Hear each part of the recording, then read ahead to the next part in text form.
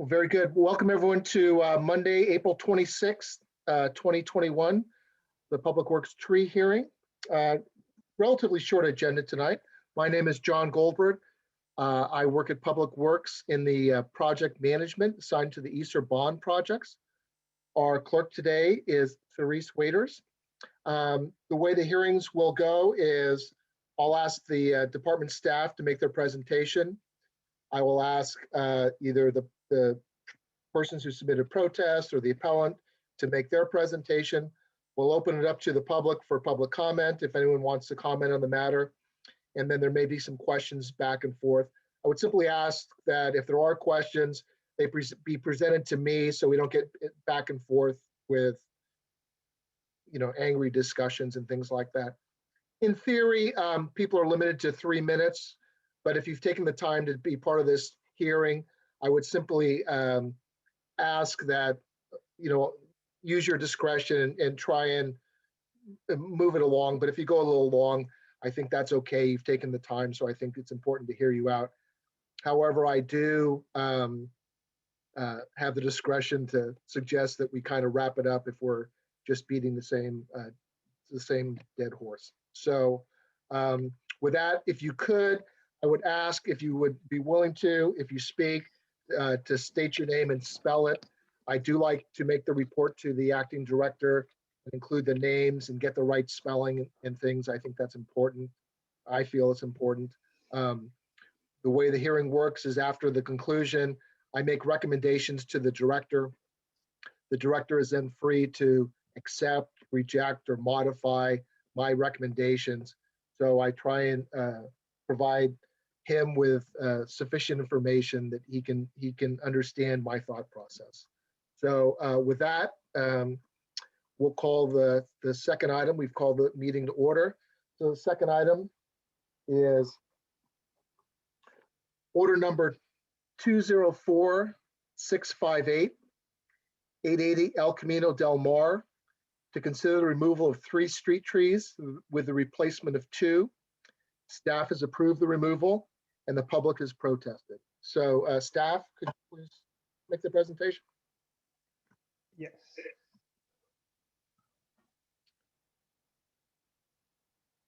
And Mr. Keller, just to state your name for the record so everyone knows who you are. Hi, my name is Steve Keller. I'm a urban forestry inspector and arborist with Public Works and the Bureau of Urban Forestry. I'll be speaking on behalf of Public Works for all 5 cases tonight. Can everyone see the screen I'm sharing? Yes, I can see it. Okay, good. Okay. The first case tonight is 880 El Camino del Mar. It's to consider the removal of 3 street trees with the replacement of 2. Here is the photo of the 3 trees in question. They're all Arbutus marina, and they're all infected with the same fungal disease. At the moment, the canopies are looking okay, but when you look closer at the trunks, they're clearly showing signs of this particular infection. It's a kind of a canker disease that tends to start from the base moving upwards, and it slowly kills the tree as the tree is no longer to send water up to the canopy, and the trees kind of slowly dry out.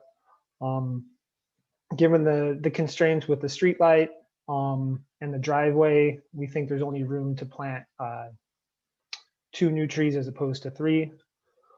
And then here's a photo of tree 1. You can see how the bark is discolored. Well, it's actually the bark's actually gone, and the canker disease kind of desiccates the wood, and then the trunk begins to crack, and then slowly the tree's ability to send water up to the canopy is dissipated. And here's a photo of tree 2 where it's even more progressed. You can see the trunks beginning to crack. And here is a photo of tree 3, which is in the worst condition of all 3, and an even larger split in the trunk, and you can see a portion of the canopy is already dead. In most cases, you can't really reverse this. You can't really reverse the damage done by this, and it's just going to be a very slow drawdown of the tree's health. Here's kind of an example of this. Obviously isn't the location, but kind of how long it can take the trees to die. A photo of a healthy tree on July 2019, and on the right is a December 2020, where just certain portions of the tree will die over time. So it's best to the sooner you can remove and replace, the sooner you'll have healthy trees that can build more canopy. And this is a diagram submitted by the applicants showing 2 new trees spaced at about 15 feet apart. And they're going to maintain and maybe slightly increase some sidewalk landscaping. And again, 2 trees to be planted as opposed to 3, because we think there's just enough room for 2 trees and the canopy they will grow. And there's not room on the other side of the driveway because of utility locations. That is all. Thanks. One question: Do we have a species or type of tree? Are they going to be replaced with 15, mature trees, same species, or what?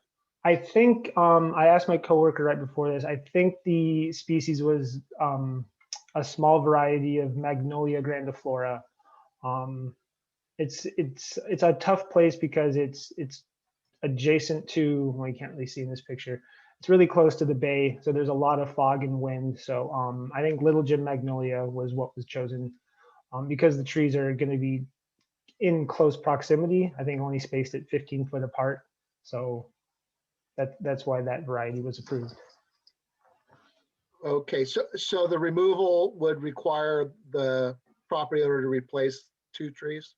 Yes, yeah. If this permit is granted, the property owner is going to be responsible to plant 2 new trees and water those until they're established. Okay, all right. Very good, thank you. Is the appellant online, and would the appellant like to speak?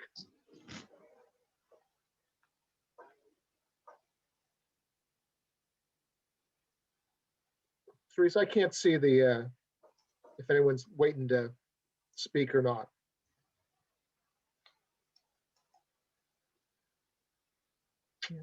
I do see a raised hand for Roy. Okay. Roy, are you, let's see, go ahead. You should be able to speak now. Yeah, hi, this is Roy Leggett. Oh, okay. I am the consulting arborist who's been working on this project with the architect and the homeowners.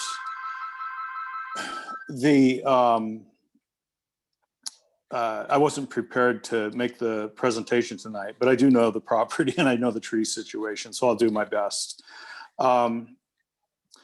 As far as my report, which I believe has become what Madeline Farquhar has accepted as our, I think it's what Bureau of Urban Forestry has before them, is that we would be planting 2 little gem magnolias instead of the 3 trees that are there now.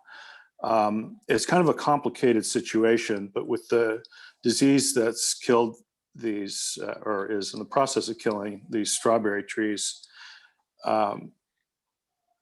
it's a disease that can affect and kill a lot of different species of trees. So I looked into my references and resources and came up with a cross-referenced list of tree species that would succeed given this particular disease. And I compared the short list of what would survive under these conditions with what is on the Public Works list of approved street trees, and Southern Magnolia was really the only choice I had looking at those 2 lists together. The Little Gem variety is on the smaller side. They can reach 25 feet or so, but at a 15-foot spacing, that's really as big as we can have there. So it seemed like it was actually a pretty good fit to choose the Little Gem Southern Magnolia as replacements. The owners also are interested in having some immediate scale, larger trees. I don't know exactly what the landscape architect is going to settle on as far as the largest size, but I have been assured that it would be at least a 36-inch box replacement. And given the amount of width to the planting strip, I think 36-inch box is probably the practical limit. Otherwise, the trunk of the tree would be pushed back from the road too far. So I think that we can rely on a 36-inch box installation in Little Gem Southern Magnolia. And that's about all I have for you. Great, thank you. Mr. Lay, can you spell your last name for me, please? Yeah, my name is Roy Leggett, Leggitt. Got it. And I'm sorry, I forgot to give you the details. No, that's okay. I was close. I missed the last take, but anyway, I want to get it right. Thank you very much. Okay, you're welcome. Is there anyone else who would like to speak on this matter? Mr. Cliff, now I can see you. I figured this out. It's been a while. Go ahead. You're on mute, Mr. Cliff. Go ahead. Yeah, can you hear me? I sure can. Thanks. Good to see you again, Mr. Goldberg. Just a few comments. The tree was presented as, these trees were presented as being appropriate for removal based on disease. It sounds like there's also some kind of, I don't know, addition development, some kind of design situation happening or construction. So I just am curious if like, which is the reason, or maybe it's both.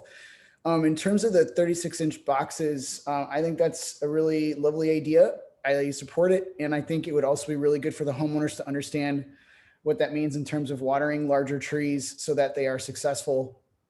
And then finally, because there are 3 trees here, and I understand, you know, the spacing and the replacement issues impacting how the spacing is impacting the decision on replacement numbers. That said, that would be a net loss of 1 tree in a city that is currently thousands of trees behind in its urban forest plan. So I am wondering if there has been an in lieu fee assessed for that 3rd tree, and or if that's something that could happen so that we can plant a new tree somewhere else nearby or in the city, but just to make sure that we're not net losing a single tree, which can add up single tree at a time, if that made any sense. No, it did. I mean, it's a fair question. Well, let me ask Mr. Keller, is there an in lieu fee being charged or recommended? In this particular instance, I don't think in lieu fees are at the moment are going to be assessed because I think it's a voluntary. I think this removal permit was all voluntary. I don't think they're not removing the trees due to construction. They're removing them because they're dying and they want 2 new trees to be planted. And another good way to think about it is like when we assess in lieu fees, we try to do it for the net loss of a planting spot. Whereas at this particular property, you can argue there really is only one, if you were to do 1 large stature tree, there's really only room for 1. Like if you were to plant a Monterey cypress or a really big oak tree, there's really only room for 1 tree. So you can argue there's really only 1 planting site at this property. But in this instance, we happen to be doing 2 small stature trees. So there's not a net we're not net losing planting space, is how I would view this, Okay. this project. Thank you. Is there anyone else who would like to speak on this item? I saw a hand. Jody Knight, Ruben. Go ahead, please. Yes, this is Jody Knight, Ruben Junius and Rose, representing the property owner. I think we've covered most of the issues effectively. Appreciate the presentation and Roy's comments. Just wanted to circle back. I think there might have been potentially some confusion or questions about the planting. So there is additional planting The plan was shown earlier. So in addition to the trees, we are proposing flowering ground cover and some planters to do additional greening of the sidewalk. So I'm not sure if that's where sort of the questions about construction came up, but it's really just a project related to removing the dying trees, replacing it with the 2 trees, and then adding some additional greening. So beyond that, the team's here for any questions.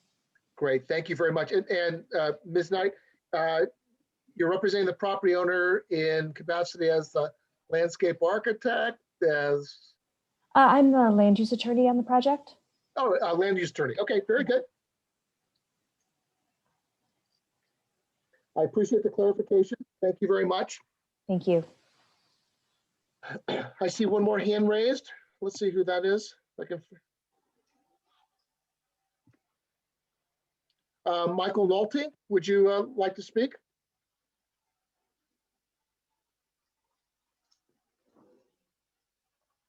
Mr. Nolte? I think you're still muted, sir. There you go. Can you hear me? Go ahead. We can hear you, sir. Yes, I disagree with the assessment that that there's no assessment that's needed because, you know, we're short trees, and when there is a possibility of adding another tree to the canopy, I think that should be done. And you know, I don't know what else to say, but you know, I just disagree with what was said a few minutes ago about the assessment. Thank you. Thank you, sir. I appreciate your comments. Is there anyone else who would like to speak on this matter? I don't see any other hands. Oh, I see one. No, I don't see one. I do see one. Yes, it was John Nolte. Oh, okay. Go ahead, Mr. Nolte. Good evening. Yes, I believe, you know, there's 2 issues that I'm concerned about here, besides the net loss of 1 planting site. Obviously, those trees went in at the time whenever they did, but also the question arises, when did the street light go in? Because obviously that may be one of the reasons why there's less space now, and now because we're DPW is enforcing where streetlights are to limit the street light to show through to the sidewalk. And so that's my concern, is that these trees might have been planted before the light pole was put in. And so I think that's a question for the land use attorney. Thank you very much. All right, thank you very much, Mr. Nolte. Any other issues? Any other people wishing to speak on this matter? Seeing none, I will close this matter and we'll move on to the next one.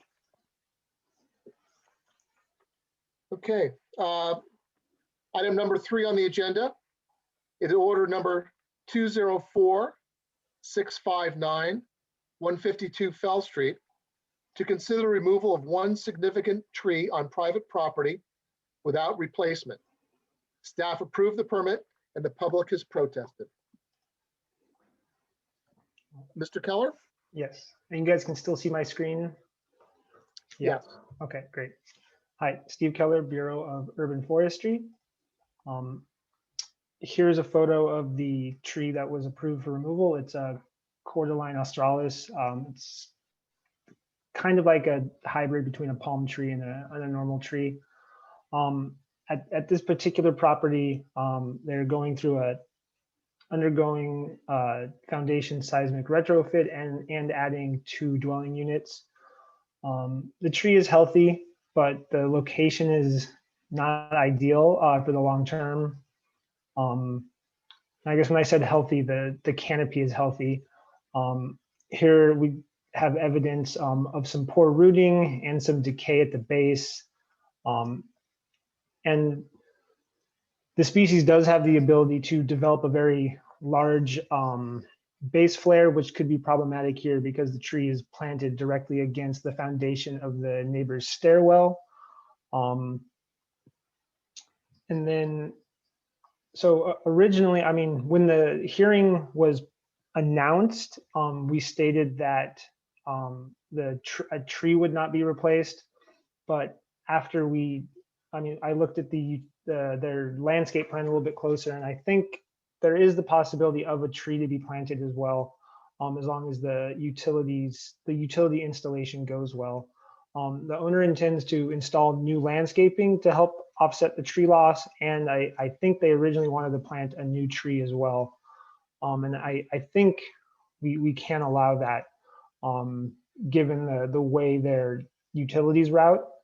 I think because they're adding the ADUs, the new dwelling units, they're abandoning the driveway. So the new landscaping is going in place of where the driveway was, and then a new tree is likely possible kind of in the middle of where the driveway was. This plan is showing how the sewer line possibly routes away from where a new tree is proposed. Let me see if I have any other slides. No. So again, the main reason the tree was approved for removal is due to the poor rooting and its adjacency to the neighbor's, the foundation of the neighbor's stairwell. And we think the addition of new landscaping and the likely possibility of a new tree is a good offset for the removal of this one. Oh, okay, so is the department's position that a new tree is or is not required? I guess. So yeah, sorry. So a new tree will be like, as long as the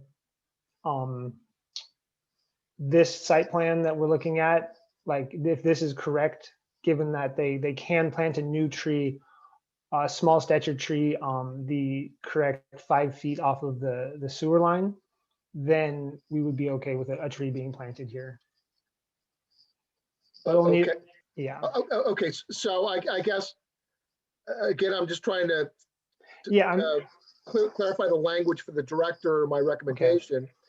So if I can summarize and tell me if I'm wrong, is that the recommendation is approve removal mhm, and replacement of a tree if utilities permit it.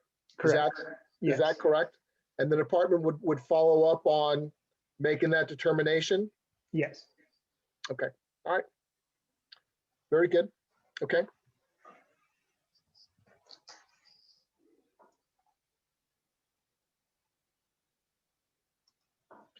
All right, would someone like to speak in regards to this matter?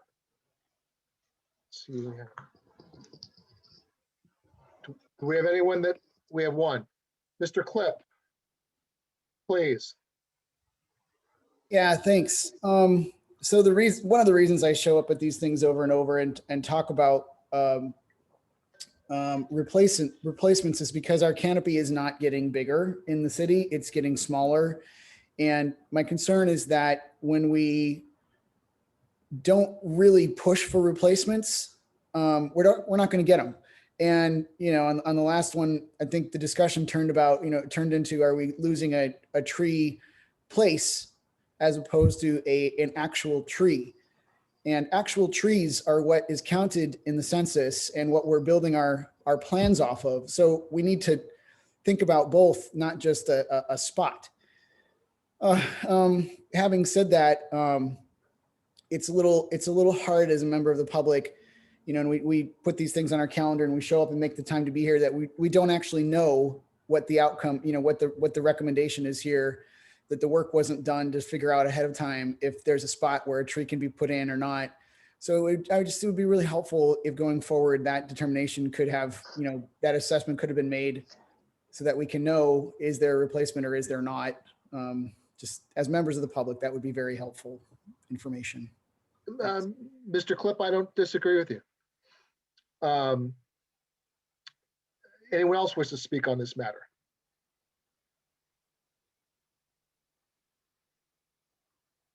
I'm seeing none. Is anyone else Oh, I see it on one hand. Let's see here. Mr. Nolte, John Nolte, I see. Go ahead, Mr. Nolte. Good evening. Yes, I think that the possibility of an lieu fee then, because you're taking out a significant tree on the property, even though the construction may take out the driveway and possibly have room there for depending on the utilities. But if there is not enough space when the utilities go in, as presented, I suggest an lieu fee for the tree that's taken out, and that could go into the fund to plant a tree somewhere else, either in the immediate neighborhood or somewhere else in San Francisco. Thank you. Great, thank you, Mr. Nolte. I see another hand up. Michael Nolte. Mr. Nolte, please.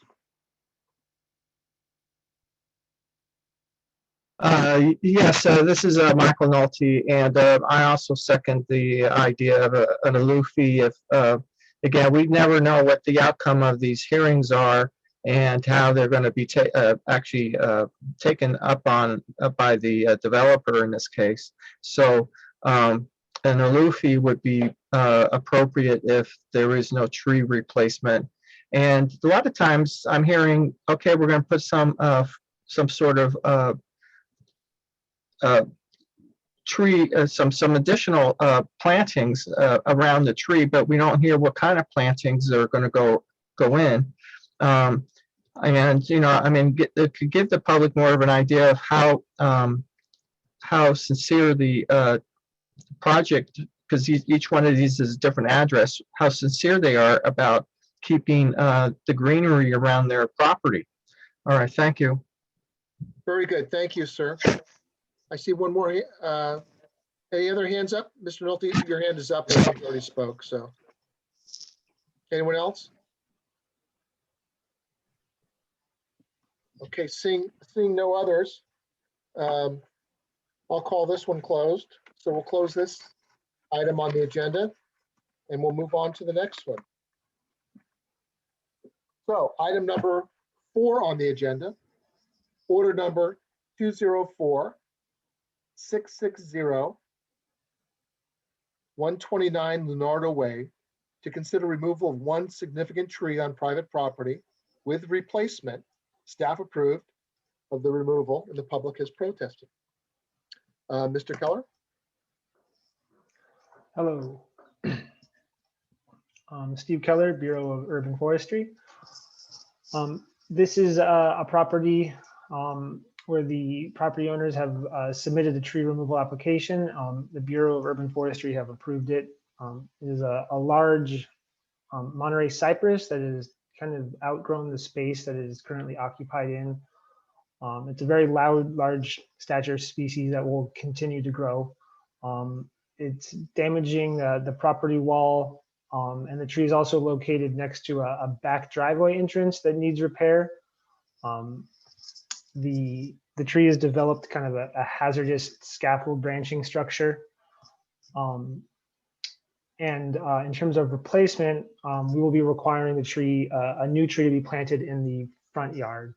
Where the tree is currently located is on the Junipero Serra frontage, but we don't think there's adequate room to put a new tree in that area. So we would be requiring a new tree in the front yard, as we think there's more adequate space to grow sustainable canopy. Here's another photo of the tree. I think this photo does the best job of showing what kind of position it's in. It's pushing out the retaining wall, and on the right you can just see how large the trunk is and the type of confined space it's growing in. And here's some photos to show the poor branching structure. It's likely the tree suffered some large trunk failures in the past, or maybe it was pruned very poorly. But the resulting trunk sprouts have been allowed to grow tall for decades, and these the way the branches are growing makes it very prone to a large branch failure in the future. but it mainly has to do with the property damage, and the tree has definitely outgrown the space on it. And that's why the Bureau has approved it for removal. Thank you. Thank you. Okay. So would anyone like to speak on this matter? We'll open it up to protesters, or let's see, we have one. Mr. Perkins, do you want to speak to this? Yes, can you hear me? I sure can, Mr. Perkins. Thank you. My name is Robert Perkins, ROBERTPERKINS. We've resided at this location since 1999. I must start off that we love this tree. We've done a lot of work to hold on to this tree and do our best to protect it. It's a great focal point. It's a noise reduction, wind reduction. As you can see from that aerial photo that the gentleman from the city presented, we have a lot of trees around our property. We love our garden and we love our environment. Unfortunately, where this tree was planted, and I'm assuming in late 40s, early 50s, is that it was 3 feet above the carport. It is structurally has removed the ability for us to use our garage door. It's lifted our garage door by 12 inches. It's eliminating our whole access to our back area. Over the years, we've been dealing with this tree since 2014, when the neighbors built a wall next to us, and we think the roots were affected at that point when they built a wall and had to go down 3 feet to build the structure of the wall next to us. We've had arborists out. Arborist now is the company that we've been using since all the way back to 2015. They did a safety prune, we did crown clearing, we did thinning. We had a windstorm in May of 2019 that brought down 2 major limbs, one 50 foot across our neighbor's yard and the other one into the frontage road of Honiparacera. The fear now is those 2 limbs that you're looking at now are facing my bedroom, our bedroom, and facing the home. The second limb is actually facing the new construction of our neighbors. So we have fear that it is leaning and pushing. The structure that you see from the street, it has pushed out 12 inches and also has gone 2 feet into the neighbor's yard, breaking up their fence between us. We love the tree. We've fought hard to figure out how to hold on to it. But now we figure that it is more of an asset, or more of a liability than an asset at this point. I hope that we can move on to planting another tree that will be of a similar stature, but in a better location. That's my comment, and I hope to resolve this issue. Thank you. Very good. Thank you, Mr. Perkins. Mr. Clip, I see your hand is up. Would you like to speak? Yeah, thanks. I really appreciate the comments from the homeowner. And I was wondering if the Bureau has worked with them on advising on a large statured species that would be appropriate for replacement, since it seems like it can hold a large statured tree if it's the right kind. The second question, just in terms of when it comes down, will there be an arborist to make sure there's a check for nests and things, because cypress are notorious for nesting birds, especially around the Bay Area. And then finally, I bring it up over and over, and I'll just keep bringing it up until someday it becomes programmatic, which is that's a lot of wood. It's in our urban forest plan to implement wood reuse. So I am advocating and requesting that at some point become part of our actual program, as opposed to our plan. Thank you. Very good. Thank you, Mr. Clip. I don't know if Mr. Perkins is still on the line, just so if you heard what Mr. Clip had to say, if you had any plans for and you don't need to answer the nest or the reuse. And I'll just say, if you're working with an arborist, they can recommend a large stature tree that would be appropriate. if that's the director's decision. But I think Mr. Klipp's comments were heard. Do I see another hand up?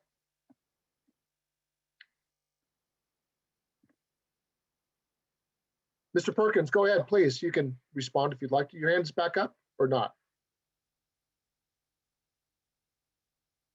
No. Okay. Is there anyone else who would like to speak to this? Hearing none or seeing none, I will. Oh, I do. Mr. Nolte, you just got in there at the bitter end, Mr. Nolte. Go ahead. Hi, good evening. I would hope that that there would be a large stature tree and that the property owner would be willing to water the tree for it to mature in a new location, and also that the wood would be reused. I have read where at certain sites the wood has been recycled or reused for various issues instead of being turned into whatever dust, whatever. And so I would recommend that we be following what we have in our guides for DPW. And then lastly, I hope the work that the property owner needs to deal with the neighbor and his own building is successful in making them whole again. Thank you. Thank you, Mr. Nolte. Is there anyone else who would like to speak on this? Okay, seeing none, then we will close this item. And we'll move on to the next item, which is number 5 on the agenda. Order number 204-661, 3560 to 3562 22nd Street. Consider removal of 2 street trees with replacement of 2 street trees. Staff denied the permit and the applicant has appealed. Mr. Keller. Hello, Steve Keller, Bureau of Urban Forestry. Yes, the property owner at this location applied for a voluntary tree removal permit. It's 2 ficus microcarpet trees. Both denied the removal application because they're medium stature ficus trees. The branching structure is fair. It's not overtly hazardous when we compare it to many other ficus in the city. No signs of past large branch failures, and the sidewalk is in good condition. On the owner's application, they had mentioned that they were concerned about the overgrowth of the trees and the fact that they're contacting utility lines were some of the reasons they had applied for removal. Just here's a picture of the downhill tree, which we would call tree number 1, showing that the sidewalk is in good condition. Often with ficus trees, we would approve them for removal due to a high amount of roots that need to be shaved down or removed to repair the sidewalk. That's not the case here. The tree does have many competing branches, which is not ideal. But due to the tree's medium-sized stature and I didn't see a lot of branch inclusions on these individual trees. So we thought that they would be safe to remain. Then you do have all the utility lines going through the trees. The ones going through the trees are all internet, low voltage, and telephone, which are safe to contact the canopy. And here's a close-up of the uphill tree, tree number 2, again showing the sidewalks in good condition. The branching structure is not ideal. Competing branches do ultimately lead to branch failures. But in this case, due to the tree's medium stature and no signs of past branch failures, we still thought it was safe to remain. And kind of the reason these trees are in better condition compared to other ficus in the city is due to past maintenance. There's high voltage power lines going above the trees. So PG&E has been keeping the trees short because they're not allowed to let the canopies touch the high voltage lines. And additionally, the property owners have been maintaining the trees well. They've probably spent a lot of money hiring private contractors to thin them on an annual basis. So kind of a catch-22 for the property owners in the fact that they've maintained the trees well to a point that they are safe in the city's eyes.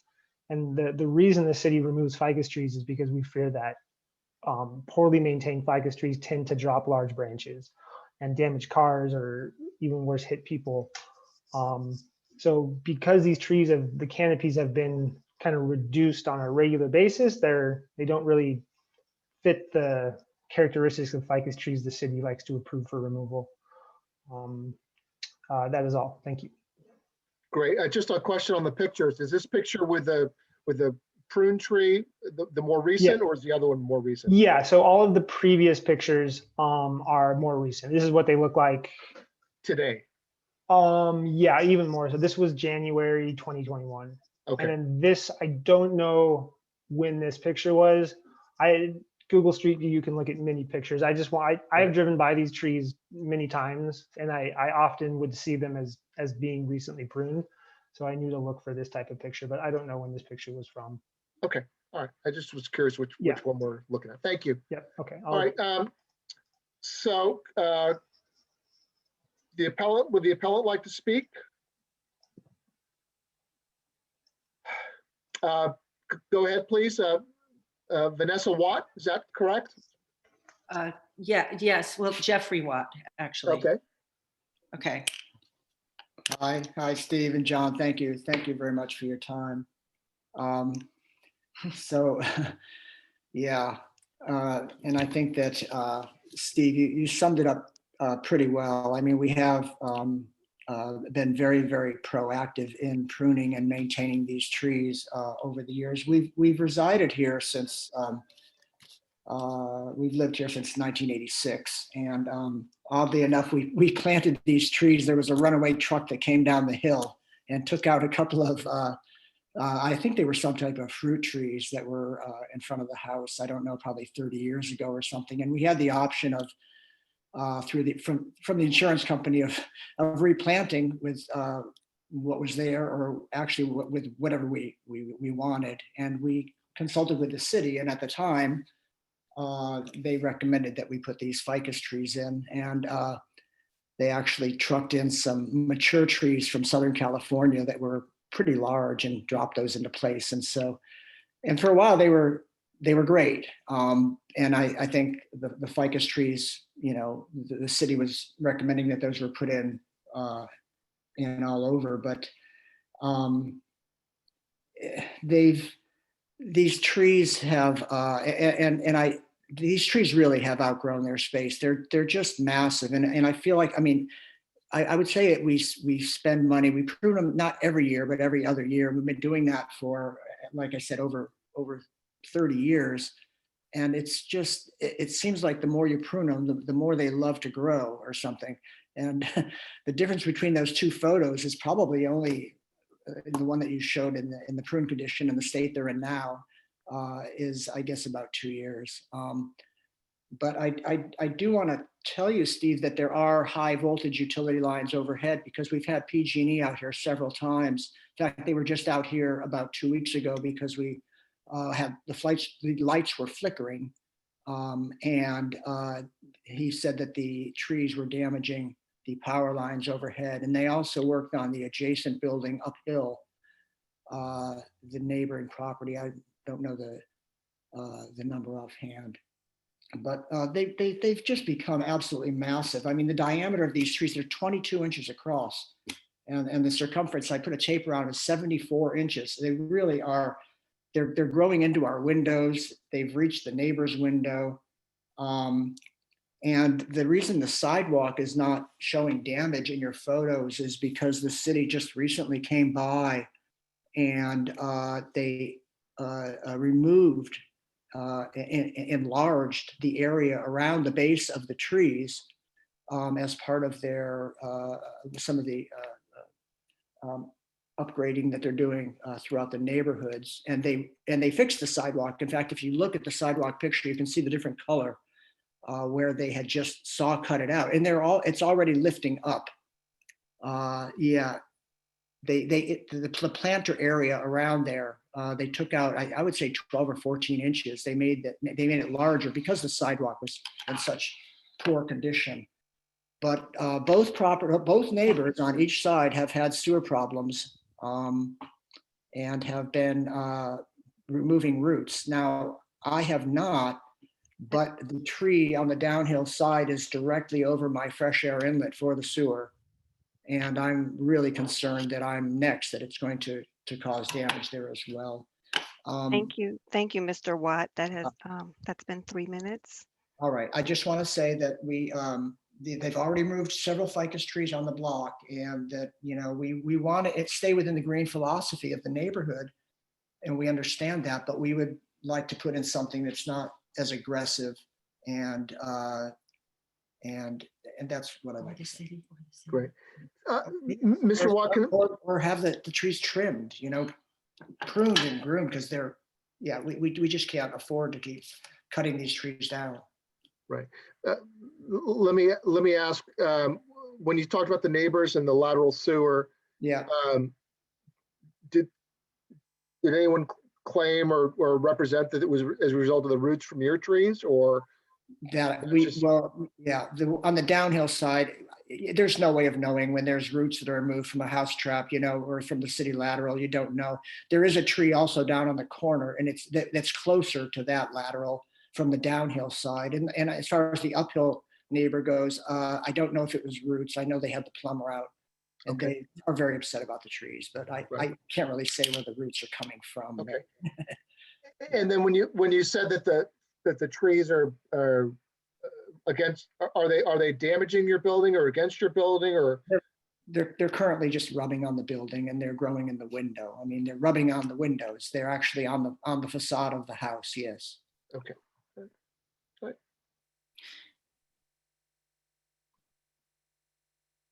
Okay. All right. Very good. I appreciate your comments, sir. Thank you. Thank you, John. All right. Is there anyone else who would like to speak on this matter? Mr. Clip, go ahead. Yeah, can you hear me? Sure can. Thanks. I really appreciate also hearing that that history of those two particular trees. I really appreciate that story. so much to unpack there. So yeah, just a note that maintenance is the city's responsibility now. So if there's limbs that are growing into the facade, that seems like something that should be pruned back by the city. I also want to commend the city for enlarging the tree basin as a mitigative method, as opposed to just taking it out altogether because we can't break up some concrete. So I really appreciate that basin enlargement is happening. I cannot underscore enough how unusual it is for the city to deny an application to remove a ficus. And so the fact that that actually happened here, I think, is very significant in terms of the city's assessment of that tree, because they have a bird's eye view of what are the highest liabilities around the city. They actually have all of that data from the 2017 census. And I know that they work hard to, go through the city and attend to the trees that need removal soonest to be done in order of priority. And so the fact that this is denied is remarkable and worthy of upholding that assessment. And then finally, maintaining mature trees is scientifically and environmentally speaking exactly what we really need to be doing right now. As we are looking sort of down the barrel of climate change. So I would just respectfully advocate for the upholding of the denial. Very good. Thank you, Mr. Clip. Anyone else like to speak on this matter?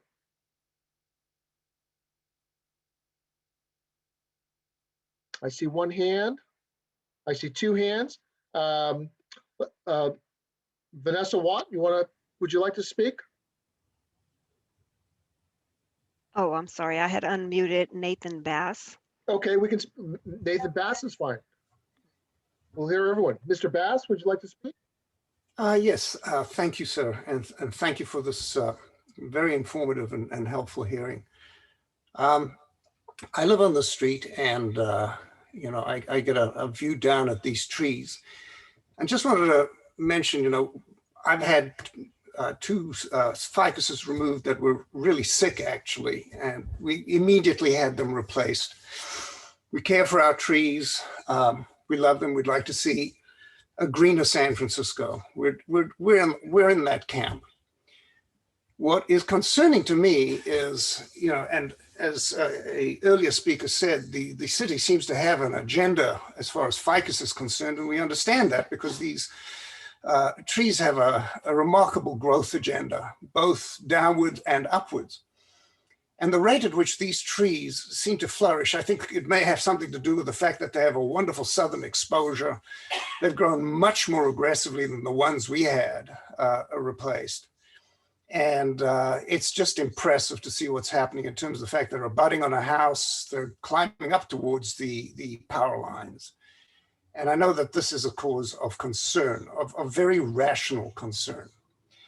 So if the idea is not to prioritize the removal of these trees because they're essentially healthy, my concern is that one cannot really create a priority on the basis of a 2017 census when they might have been just following pruning and looking a lot less aggressive than they look right now. They've grown at a tremendous rate. You know, and all power to the tree, but perhaps some prioritization of their trimming would be a very rational and laudable way to deal with this problem as it stands right now. Because if the priority on these trees is now 2 years from now, then I fear something more destructive is going to happen. And I think I would rather see our neighbors having this problem dealt with in a proactive fashion than as an emergency. I would like that to be the case for the city as well, not to be burdened by something a lot more pressing in the future. Thank you, sir. Great. Thank you, Mr. Bass. I appreciate the comments. Ms. Watt, do you want to speak now?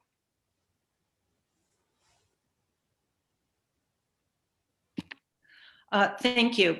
Just quickly, basically what Tony Bass said. If we can't get them removed, if we could have the city at least maintain them, that we've been doing that for all these years and now have been left with the city supposed to do it, and they're completely out of control with the PG&E out 2 weeks ago for the lines, and the sidewalk actually is cracking pretty fast up again from if you walk downhill, you'll see a big crack now. That would be a great solution. That's all. Thank you. Very good. Thank you very much. Would anyone else like to speak on this?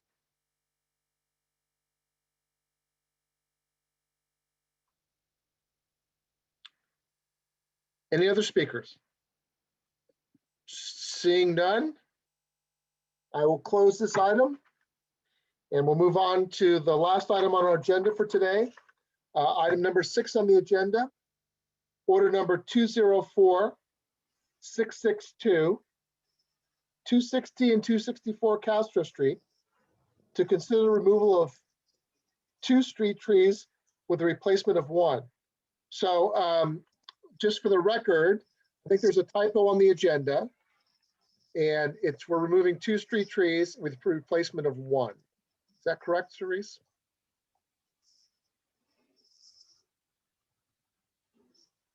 Well, we'll hear from Steve. Okay, we'll hear from Steve. Steve will tell us. Yeah, I think what you're seeing on the screen right now is correct. Consider the removal of 2 street trees with replacement of 1. I think what was publicly announced on the agenda might have said something along the lines of removal of 1, 2 with replacement of 1. So correct. So yeah, that's fine. So yeah, thank you. Correction made. Yep. So again, this is a permit that was submitted by the property owners, and the Bureau of Urban Forestry has denied it. This photo kind of gives a general idea of what we're talking about. There's 2 trees, 2 Magnolia grandiflora trees adjacent to 2 separate lots, 260 and 264 Castro Street. It's being, I think, developed and constructed by the same owners. but it is 2 separate parcels. Each property will be adding a garage and a driveway. So the 2 trees with the red X's are being proposed for removal, and the blue square represents roughly where a new tree is being proposed to be planted. There is a 3rd tree to the right it's at 260 Castor. That tree is staying throughout construction. This sketch was my idea of trying to show where the planned garages and driveways are proposed to be constructed. On the right, you have 260 Castro, where we think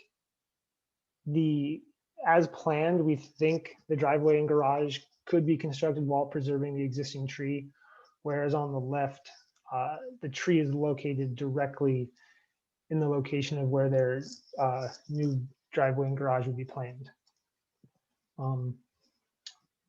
This again illustrates what I had just explained. This slide specifically about 260 Castro. The Bureau of Urban Forestry thinks the building and driveway can be constructed as designed while preserving the existing tree. The only request is that the curb cut be pushed slightly north to help preserve the root system. I have worked on projects before where we have slightly offset a driveway curb cut from a garage entrance to help preserve trees. It usually is not an issue, but we would work directly with the Bureau of Street Use and Mapping. The blue triangle is trying to show where I think the existing tree is in relation to the new construction. And this is the left-hand property, 264 Castro, where it's illustrating that the existing tree is located exactly where they're planning to put their garage and driveway curb cut. So if, again, Buff denied the tree removal permit, and what we would like to see is the project to go back to DBI and shift their garage entrance slightly to the north, which would then allow them to move their driveway a little bit more north and preserve the existing tree. And I'm not an engineer, or know that much about construction, but it does look like there is some play here of where the garage entrance can be. I don't know if you can see my mouse, but it seems like, okay, yeah, I'm not a structural engineer, so I don't actually know the answer, but it seems like there's room to possibly have some shifting with their garage entrance. Just a moment to talk about tree health. These are 2 shots from Google Street View. The top photo is from December 2020.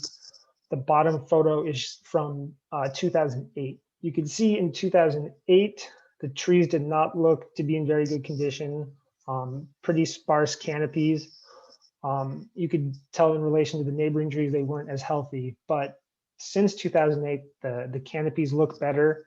The trees have not grown a lot, so the trees are in decent health. They're healthier than they were 12 years ago, but you could see that they are a little bit behind the neighboring trees, not quite as tall, and the canopies aren't quite as lush and vigorous. So take that for what it's worth. And again, in summary, at 260 Castro Street, we think the tree can be preserved, and that the building design really does not need to be altered in order to preserve the tree at 260 Castro Street. At 264 Castro Street, the building plans would have to be amended in order to preserve the existing tree. Yeah. And then preserving the existing tree at 260 Castro and forcing a garage redesign is the only option to avoid a net loss of 1 tree. If any trees are approved for removal, Buff asked that sidewalk landscaping be maximized within the public right-of-way to help offset the net loss of a tree. And then if both trees are approved for removal, Buff asked that 1 48-inch box large stature magnolia be planted. And then also that they install landscaping in the sidewalk to help offset the loss of the tree. And again, anytime there's a net loss of a tree, we would be charging an in lieu fee. The minimum is 2193, or we would choose to assess the appraised replacement value. Okay. Yeah, that is all. So let me ask a couple questions. Yeah. Has DBI approved the plans as submitted with the tree that would require the tree Yes. approval? To my knowledge, I believe, I'm not positive, for both projects, the site permits are approved. I believe they're either 2017 or 2015 building permits, but their addendums are currently on hold with DBI. And do we know why they're on hold? So the way a building permit would work is you have a site permit, which that's kind of approves the idea of the project, and then after that you will have architectural addendums for superstructure, foundation, architectural addendums, and sometimes projects get a site permit and then just pause for whatever reason, and then so essentially what shouldn't have happened was the site permit should not have been approved in let's say it was 2017. Those shouldn't have gotten approved without a buff permit. But now that we're reviewing these projects, because the addendums were routed to the Bureau of Urban Forestry, that's when we became aware of the projects and put the hold on them to not have the permits further approved. Okay. All right. And then all right. I may have more questions later, but Okay. but that's fine for now. Thank you. Can we have the appellant speak, please?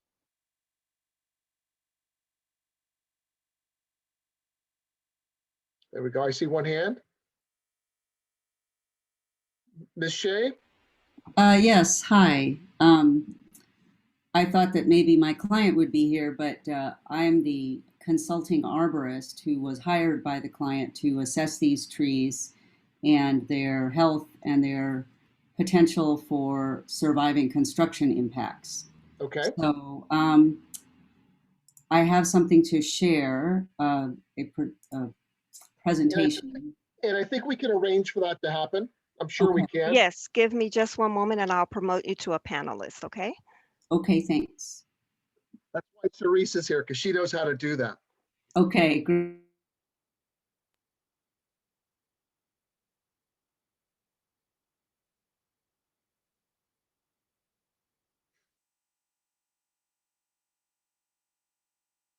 You're on mute, Ms. Shea. Okay, sorry There about you go. that. That's all right. Okay, now I'm going to share my screen here. Beautiful. Yeah, now let me just start the slideshow. Okay. Do you see anything? Here we Sure go. do. Okay, good.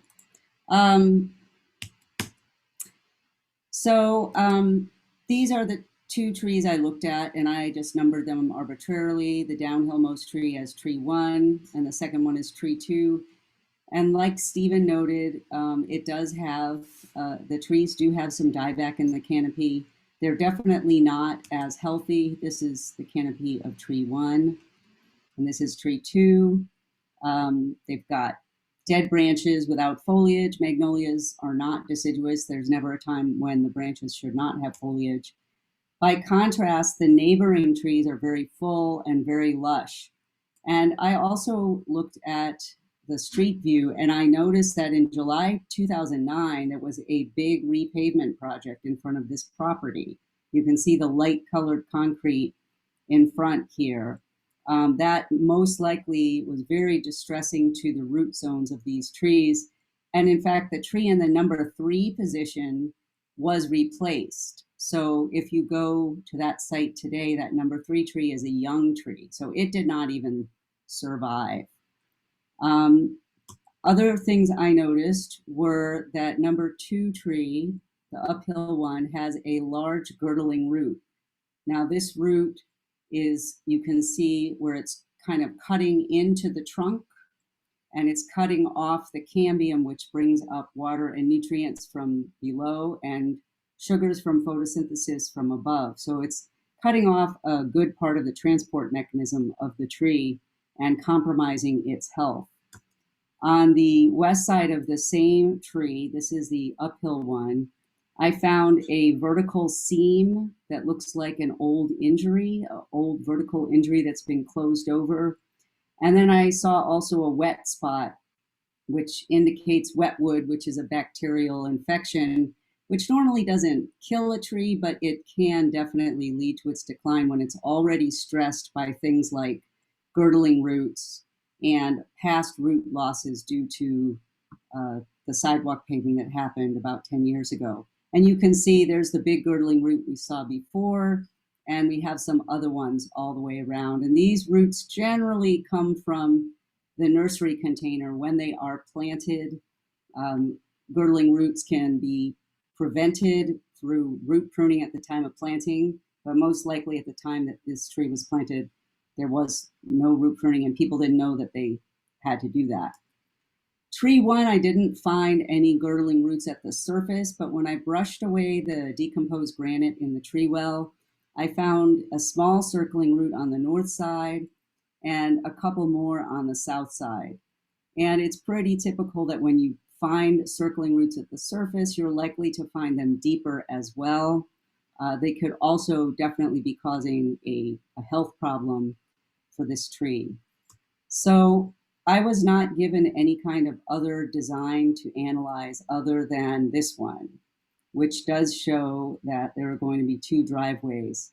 I am a little concerned that even if the design were changed, that the trees being under the stress that they are from past root damage and these root defects, which really can't be corrected, I just worry about their future sustainability.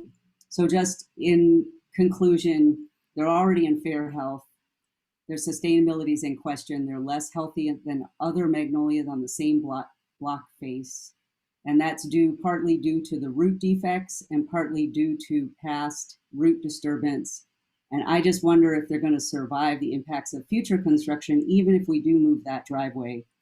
And I did submit a report to Stephen this morning listing this information. Thank you. Thank you. And for the record, I did review the report. So so I note your concerns, and I'll ask Stephen the same question. You know, I guess my trying to figure out is what's our chance of surviving, and is it better to, you know, bite the bullet and put in a nice new big tree now that's gonna, at the end of the construction when we can take care of it, or try and kind of keep, you know, these things struggling and going along, if that's a fair way to put it. Yeah. Yeah, and I'm kind of on the fence. It's a tough question. I definitely agree that sometime around 2008, maybe prior, that the sidewalk was fully repaired and there was some probably very significant impacts to the root system, and that's why they took a big decline around 2009 and then slowly rebounded. And yeah, and even if they are able to shift the garages and the driveways, there's still going to be some amount of root impact. But if they do a good job of, you know, mulching the area and keeping the trees watered during construction, you can minimize those effects. Yeah, ultimately, I mean, if they get the way they want to do things, it is a net loss of 1 tree. But there are large varieties of magnolia that can get double the size of the tree on the right. Like you can get a little gem magnolia, or you can get a russet, and those can grow to, you know, upwards of 40 feet. So in the long run, like let's say, you know, in 20 years, you know, the amount of canopy loss could be negligible. But again, it's kind of the project where we wished, you know, they would have designed around the trees from the beginning, and try to avoid tree hearings. So. Okay, all right. Ms. Shea, do you want to speak to that at all, or? I just wanted to add that I did recommend to the appellant that they install irrigation to make sure that the new tree will be established that much faster. So that would certainly help in if a large size were planted, a specimen, good specimen size and an ultimate genetic size, and it was watered and cared for, that would certainly go a long way towards mitigating the loss. Okay, very good. All right, very good. Thank you very much. I appreciate your time and your comments. So I see one hand up. You know what, I apologize. I probably butcher the name. So Geddes, we'll go to you first.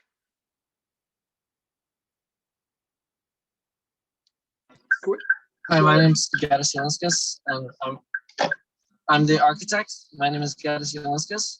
Okay. And I just wanted to clarify that, yes, the project, both 260 and 264, has been approved in site permit, and also the addenda 1, the foundation permits for both have been approved. And we have looked into the possibility of trying to move the driveway locations and using engineering. And I want to say that, you know, the client will definitely take into account the recommendation. They will provide the landscaping to offset the loss of the tree. But at this point, you know, we really do ask that you consider allowing us to replace the trees with one very healthy specimen that can be maintained. Okay, so so you're saying that the site and the foundation have both been approved? Yes, that's correct. Right. Very good. Anything else, sir? No, that is it. Okay, very good. Thank you very much. Mr. Clip, I see your hand up. Yeah, can you hear me? Sure can. Thanks. So from a public's perspective, what's a little confusing is that this was presented as a removal for construction and addition of garages. And then we kind of got into a debate about the health of the tree. And again, just from the public's perspective, what it feels like is someone hired by the applicant to shore up what they want by shifting that conversation away from construction. Not saying that's the case, I'm just saying that's how it feels. And regarding that assessment, I think Steve could probably back me up on this, that you could probably drive down any street in San Francisco, point at just about any tree and find problems with it. So just because there are problems with a tree doesn't mean it needs to be removed. Street tree life is hard. And the fact that this was denied after it went through DBI is, I think, a testament to those of us who come out to these hearings repeatedly and object to approved removals just because the permit's already gone through planning. And I want to say that I appreciate Buff pushing back on that. These apparently 2 magnolias, we've got photos from 2008. I'm guessing these are at least 20 years old apiece, which means we're not just losing a couple trees, but 40 years of tree growth. And replacement is replacement in name only, not the actual loss to our ecosystem and the environmental benefits of those trees.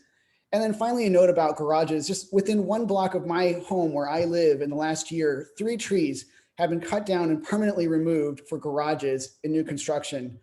And there's another one proposed 2 doors down from my house. I can't tell you how many times I've sat through these hearings and heard about tree removals for construction in garages. When it comes to construction, San Francisco apparently has a wealth of architecture and construction companies that are very experienced at building in tight spaces, but hardly anyone that knows how to work around an existing tree. Regarding garages, also, every time you add a garage, research indicates that we are encouraging private auto trips, which according to our Department of the Environment, this transportation is the greatest contributor to emissions that our city is desperate to mitigate according to our own climate action strategy. There's also the sequestration part, which is trees, which are critical to carbon sequestration, also a key component to our climate action plan. So here, we're not only increasing emissions tree by tree and garage by garage, but we're reducing sequestration. And that's happening all over San Francisco. So basically, in the name of our own automobile convenience, we continue to dig ourselves deeper into our climate crisis. And that's not me being alarmist, that's just the science. And that's why I object to this removal. Thank you. Okay, very good. Thank you, sir. Is there anyone else who would like to speak on this item? I see one hand up. I see two hands up. Go ahead, Michael Knowlton. Michael? Yes, I just want Michael? to second what Josh Clip just said because I'm a citizen planner and I see a lot of development happening in San Francisco that basically can be contrary to really what sometimes San Francisco needs. I happen to be a native San Franciscan, fifth generation San Franciscan, and you know, there has to be some equalness when things happen. I know the developer wants to have what they want, but then there's the needs of the community, and the community also has to speak out and say, well, is that going to be fair or not? So anyway, thank you very much. Great, thank you, Mr. Nolte. Mr. John Nolte, I see your hand up. Good evening. I just want to make a point that this week is Arborist Day for the state of California and for the nation. And I'm concerned again with the loss of trees. So, you know, and again, the equation, there is an equation of what the sequestration of the two trees are versus a new tree. And again, it will take a number of years to gain the loss of those two trees. And just for a car or cars, because the property owner wants to maximize the size of its lot. So, you know, this is the problem we have in San Francisco of why there's not really a need for housing. It's a need for the property owners to stop building on their properties and hurting the environment. And so and also raising the prices of housing in San Francisco.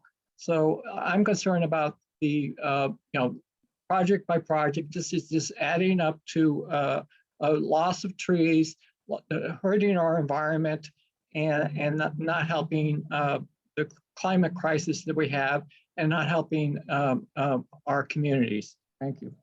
Great, thank you, sir. Is there anyone else who would like to speak to this item?